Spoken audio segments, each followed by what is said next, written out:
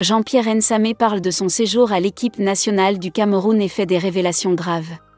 Avant d'aller plus loin, nous vous invitons à mettre une pause à cette vidéo, à cliquer sur le pouce bleu, vous abonner et activer la cloche de notification pour ne rien rater de nos projets.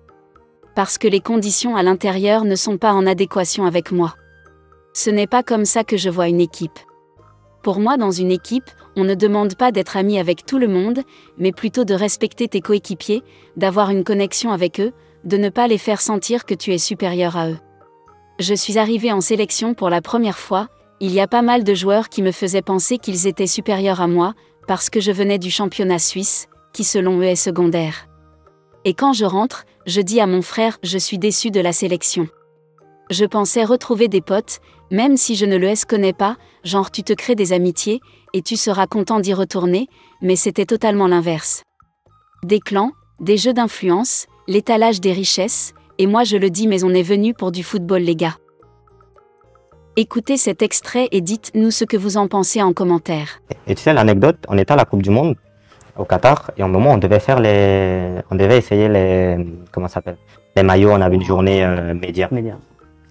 Et à un moment, je suis dans le couloir là, j'attends. Et c'est Pierre Koundé d'ailleurs, qui à un moment me parle.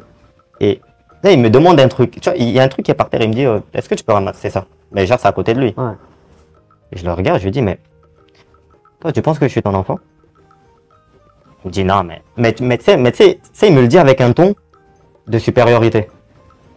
Je dis, écoute, moi, je suis gentil, mais il faut pas me chercher et tout. Et Christian, Bassogo, qui était juste à côté, il pense que je parle dans le sens que je vais faire quelque chose. Il me dit, non, mais ici, tu vas rien faire. Je dis, mais qui t'a dit que je vais faire quelque chose?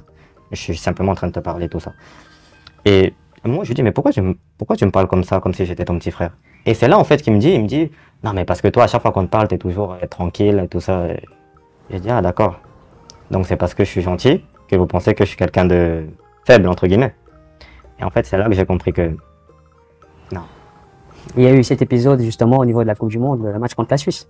Le match contre la Suisse où moi personnellement, je me suis dit que tu allais jouer.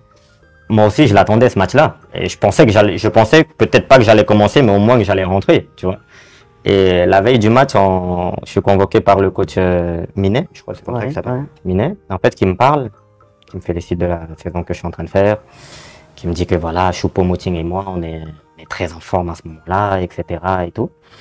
Mais qui me dit en gros, il faut que je sois content de faire partie des 26, tout ça, parce que voilà, c'est une bonne opportunité d'être là. Mais que pour lui, ça va être compliqué que je puisse jouer. Il t'a donné des raisons? Non. Juste expliquer ça. Voilà, c'est juste ça. Et toi, tu l'as vécu comment? En fait, je me suis dit pourquoi je suis venu. En fait, pourquoi vous m'avez sélectionné?